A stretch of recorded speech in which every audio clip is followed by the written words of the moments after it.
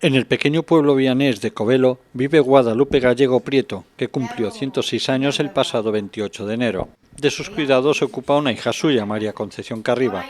La centenaria apenas se queja de los dolores que le quedaron de la hernia que le operaron el año pasado en el hospital de Obarco.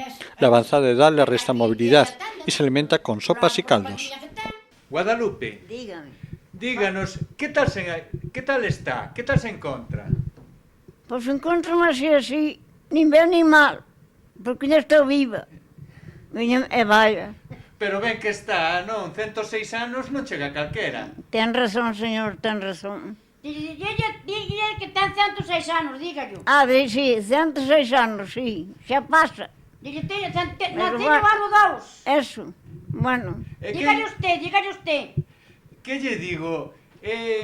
A que atribúe estar así tamén con tantos anos? Que levou unha vida moi sana? Sí, levou.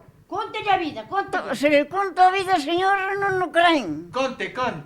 Mire, caseime nunha casa moi pobre. Por día que fui, xa me dixo que o meu pai non me daba para me manter, que eles que non tiñan como manter. Hostia, ahora ese deixo, falo dos fillos que tiña e os que teño. E os fillos tiña, despois tuvo uns fillos, claro.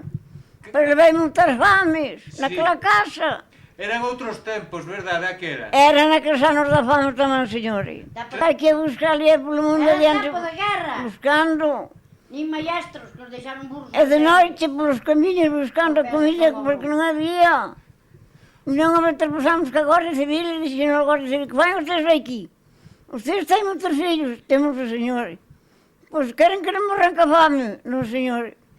Pois te reconoceis, por marchen con Dios.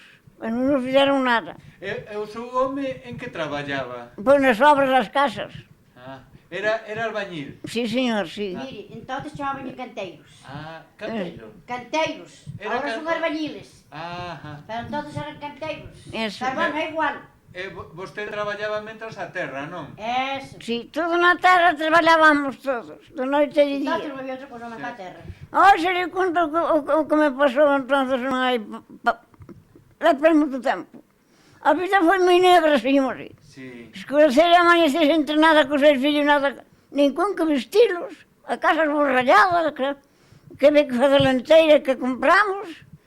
Non había casa, nin había roupa, nin había nada no mundo. Entonces... Xa eran outros tempos. E que lle digo, vostede que come? Come de todo? Eu como unha sopinha e un caldinho. A carne non había por lá Si, ela máis. come de todo, pero carne non come. Ni Come a unha pan, cousa rara. non me coso Porque estamos. non pode pasar. Non Come podo. unha sopa de pan ou da outra tamén. Comentábame antes que nunca lle doíu a cabeza. A cabeza nunca me subía, nunca me subiu, mas que todo isto, Solo eso, non? todo isto, sí, sempre, a cabeza nunca me subiu. Os piollos e a sarna. Ai, señor, mire, vou a dicir eso.